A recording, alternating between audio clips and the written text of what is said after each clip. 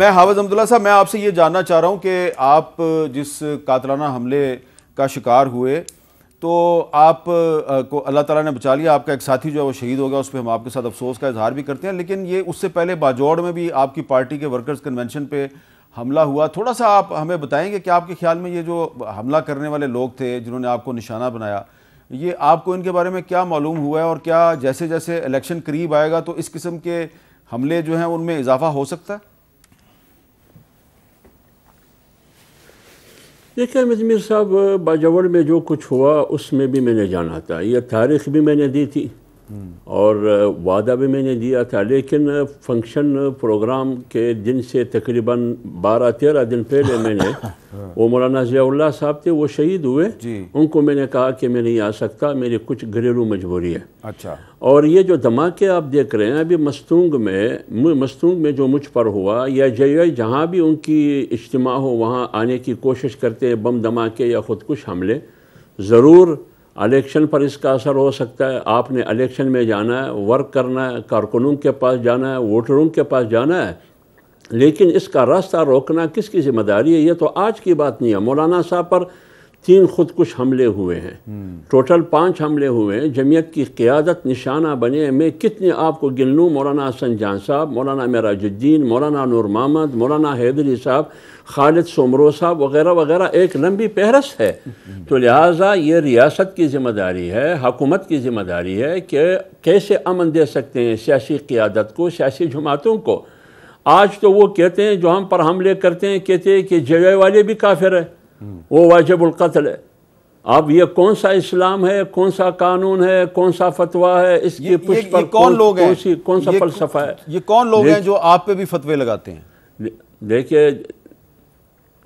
دیکھیے یہ وہی بوتل ایک ہی بوتل ہے، چیز ایک ہی چیز ہے. اصل میں یہ جام زہر ہے. بس اچھا بالکل ایسا ہی ہے. اچھا، اب یہ ملک صاحب یہ بتائیں کہ یہ ایک کنسرن تو ہے، حافظ حمداللہ صاحب کو بھی یہ خدشہ ہے کہ الیکشن قریب آئے گا تو اس قسم کے حملے بڑھ سکتے ہیں. جو لوگ بھی ہیں یہ اسلام کے بھی دشمن ہیں، پاکستان کے بھی دشمن ہیں. ان کے خلاف تو پولیٹیکل پارٹیز کو آپس میں کوئی ایک موقف اختیار کرنا چاہیے. جی 100%. اس سے پہلے ہوا ہے، آپ نے دیکھا تھا کہ تمام جماعتی سربراہی اجلاس تمام جماعتوں کا بلایا گیا تھا. اس میں ایک نیا قانون، ایک نیا فریم ورک بنایا گیا تھا دہشت گردی کو ختم کرنے کا. اور پھر آپ نے دیکھا کہ دہشت گردی ختم ہو گئی. دہشت گردی تو یہ پچھلے 3 سال میں جو ریہیبلیٹیشن ان لوگوں کی گئی، کچھ لوگوں کی جو دہشت گردی کر رہے تھے، اس سے دوبارہ اس نے سر اٹھایا. ورنہ جو ضرب عضب اور اس طرح کی وہ جو 1-2 تحریک چلی تھیں، اس کے بعد تو دہشت گردی بند ہو گئی تھی، 2-3 سال بند رہی ہے. پھر جب ہر دفعہ ہم کہتے ہیں کہ ہمیں مل بیٹھنا چاہیے، ہمارے بھائی ہیں ان کو جب آپ چلیں، آپ نے لطیف پرائے میں ایک چوٹ لگائی ہے، تو ابڑو صاحب میرا اخلاقی فرض ہے کہ آپ سے پوچھوں کہ یہ جو کہہ رہے ہیں کہ پچھلے 2-3 سال تو وہ تو آپ ہی کی پارٹی کی حکومت تھی، تو کیا یہ جو کچھ لوگ سوال اٹھاتے ہیں کہ آپ کے دور حکومت میں جو طالبان ہیں ان کے ساتھ جو مذاکرات ہوئے، افغان طالبان نہیں، پاکستانی طالبان TTP والوں کے ساتھ جو مذاکرات ہوئے، اس سے دہشت گردی کی لہر دوبارہ آئی ہے، اس کا کیا جواب دیں گے؟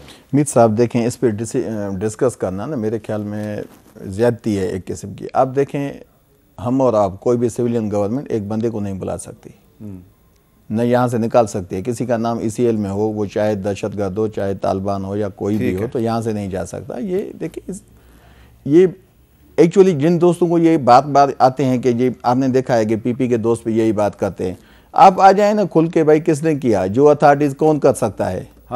ایک سیاسی گورنمنٹ نہیں کر سکتی، آپ چھوڑ دیں. اگر اس مسئلے کا حل یہ ہے کہ فیض آباد دھرنا کیس کی جو ججمنٹ ہے اس پہ عمل درآمد کیا جائے. وہ تو ان کی مرضی ہے، جو بھی ہے. اور جن کی طرف آپ اشارہ کر رہے ہیں، آپ بھی ان کا نام نہیں لیتے. نہیں، میں نہیں لیتا، بات نام کی نہیں ہے. میں کہتا ہوں کہ یہ جو PP کی گورنمنٹ یا نون لیگ سارے لوگ کہتے ہیں نا، ان کو یہ مطلب کھل کے آنا چاہیے. یہ ڈیسیشنز ہیں، سب پارٹیز نے بیٹھ کے مل کے اچھے جو ڈیسیشن ہے ملک کے بھلائی میں وہ کرنے چاہیے. تو لازمی ہے اگر اس پہ بھی کنسنسس ہو جاتا تو وہ بہتر تھا. اگر ہماری گورنمنٹ نے کوئی بھی اسٹیپ لیا کسی کے بھی صلاح مشورے پہ، تو سیاسی پارٹیز کو بھی بٹھانا چاہیے تھا، تو وہ بہتر تھا. بہت بہت شکریہ آپ تینوں کا، بہت بہت شکریہ. حمداللہ صاحب، آپ کا خاص طور پر شکریہ کہ آپ ابھی تک پوری طرح صحتیاب نہیں ہوئے، اس کے باوجود آپ نے آج ایک اہم دن تھا، ہمیں وقت دیا.